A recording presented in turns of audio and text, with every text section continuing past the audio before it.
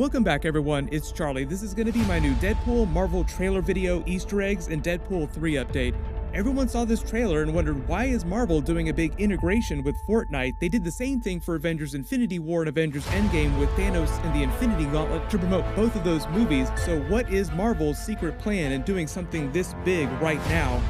So if you're new to the channel, be sure to subscribe to get all the Marvel videos. We're doing an Amazon giveaway. All you have to do to enter is be a subscriber and leave your favorite Deadpool Easter eggs on the video.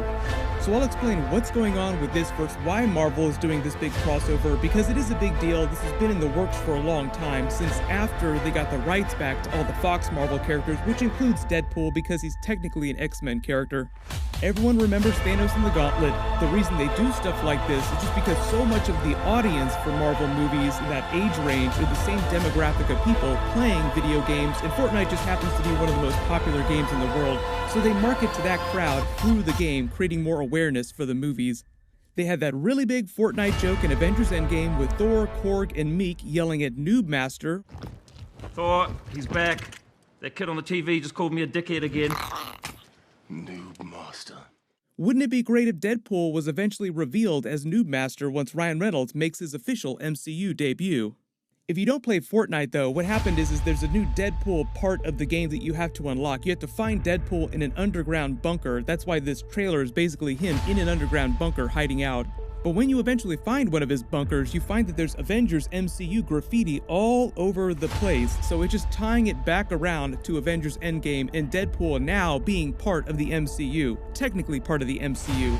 Deadpool 3 is one of those weird movies that's going to be rated R, and technically he's an MCU character, but because it's going to be so crazy, they're probably going to release Deadpool 3 through their Fox label, so there'll be like a weird Marvel logo at the beginning of the movie instead of doing the traditional MCU logo.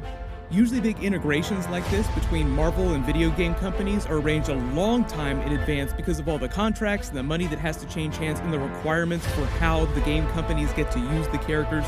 So this Deadpool crossover has been in the works for the past year or so since the Fox-Disney deal finished closing. Marvel knew at the time that it was going to be a couple years before they could figure out how to make Deadpool 3 and what the story would be, how it would fit in the MCU. So Marvel probably wanted this event just to hype up the Deadpool character, to keep him in the larger public consciousness, just to keep people tied over, yes, we're making a Deadpool movie, but it's going to be a while before you see it. We don't want you to forget about the character until then.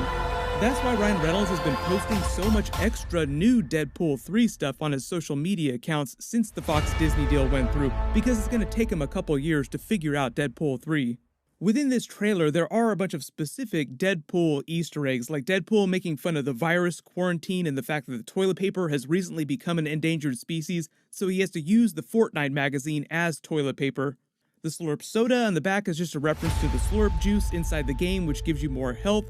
The banana on the cover that reads Banana of the Year is just Peely the banana, who was a big game mechanic from last year.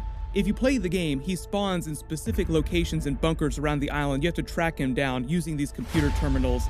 But the benefit of unlocking Deadpool in the game once you complete all these challenges is that you just get to walk around in the Deadpool costume. So it's basically a couple new Deadpool skins. There's a Deadpool party yacht, there's a Deadpool battle bus.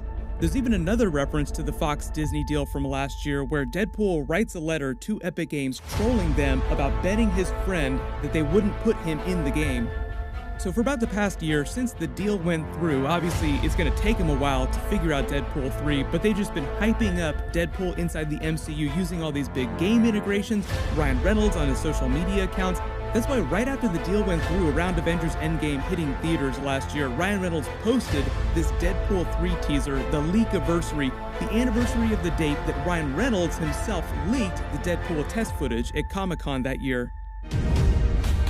We have no idea how that happened, but I promise you, I'm looking into it. But here's my top 5 Deadpool stories that they could use for Deadpool 3 that would explain how he fits in the MCU while still keeping the movie rated R.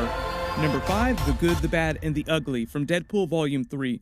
During this story, Deadpool keeps waking up every morning finding out that someone has been stealing his internal organs, but because he can regenerate himself, he just shrugs it off like it's no big deal. He then finds out that someone has been stealing his internal organs and using them to try and recreate new weapons as part of the Weapons Plus program. He goes to Wolverine and Captain America to get help in stopping them. Captain America himself gets captured because he's also part of the Super Soldier Weapons Plus program. Marvel even made an official animated version of the story a couple years ago. Now obviously we have old Captain America in the MCU right now, and Chris Evans isn't going to show up inside a Deadpool movie. Whoever winds up being the new version of Wolverine probably isn't going to debut till some other X-Men movie during Marvel Phase 5. 4. Deadpool Ronin. This is a story like Marvel's 1602, an Elseworld story set in the distant past of Japan and alternate versions of all the Marvel characters. So you have Deadpool running around ancient Japan trying to kill a bunch of people. You do the movie as an Elseworld story set in a fictional past with alternate versions of the characters. Then at the end of the movie, Deadpool can wake up in present day inside a mental institution in the main MCU universe, Wizard of Oz style, revealing that he hallucinated the whole thing. Number 3, Deadpool Strange Days, big multiverse Doctor Strange story. Vanessa gets kidnapped by an alternate version of Deadpool from another universe, and Deadpool has to break into the Sanctum Sanctorum in his universe and steal magical artifacts from Doctor Strange in order to get her back and kill the Deadpool that took her. And instead of having a big Benedict Cumberbatch crossover cameo and doing full-blown Deadpool versus Doctor Strange team-up, because that's not very realistic, you just have some funny moments of Deadpool trying to survive all the intelligent magical artifacts inside the Sanctum, like Deadpool messing around inside the X-Mansion, breaking stuff during Deadpool 2. They did the exact same thing with the Thor character during the Thor Ragnarok Doctor Strange crossover scenes. Oh, yes.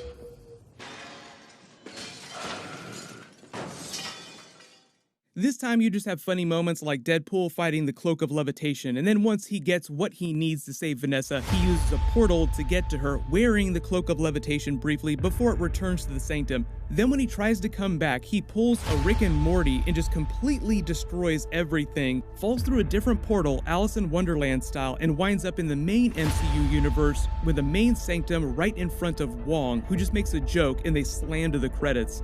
Number 2, doing Deadpool 3 in the same style as they're doing a Spider-Man vs. Venom crossover with Tom Holland's Spider-Man in the Sony Venomverse. The way they're doing Spider-Man Venom crossover is that Venom isn't going to be some alternate dimension. They're just going to pretend like he's in the MCU without referencing a lot of MCU stuff. So in Deadpool 3, you just have Deadpool fighting some X-Men villains like Mr. Sinister or the Hellfire Club, and it takes place in the MCU, but they only joke about the other Avengers MCU characters. You never see any of them on screen. In number 1, probably the most infamous Deadpool Elseworld story, Deadpool kills the Marvel Universe for Deadpool 3. Within that comic book, Deadpool goes crazy, learns that he's a fictional character in a comic book, and then goes around killing all the Marvel characters, both heroes, villains, X-Men, Avengers alike. But to do this is another Wizard of Oz style twist where Deadpool wakes up in a mental institution after it's all over inside the main MCU, having hallucinated fighting all the Avengers characters. Where am I really? So just to be clear, when Deadpool shows up in other MCU movies, like if he shows up in an Avengers movie like Avengers 5, that would be a PG-13 version of Deadpool like you see during Once Upon a Deadpool. All the main Deadpool spin-off movies like Deadpool 3, those are going to be rated R, which means that they have to be kind of careful about the way they market them and cross them over with the other MCU characters. But those movies will probably be released through the Fox label. They probably won't wind up on Disney Plus unless they do a special PG-13 cut of Deadpool 3, just like they did for Deadpool 2.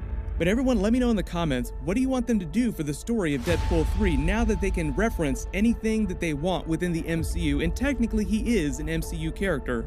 Right now, it looks like Deadpool 3 probably won't be released till 2022 or 2023, firmly in Marvel Phase 5. But if we get any more details about what's going on, or Marvel drops any more promos or big integrations, I'll totally do Easter egg videos for it.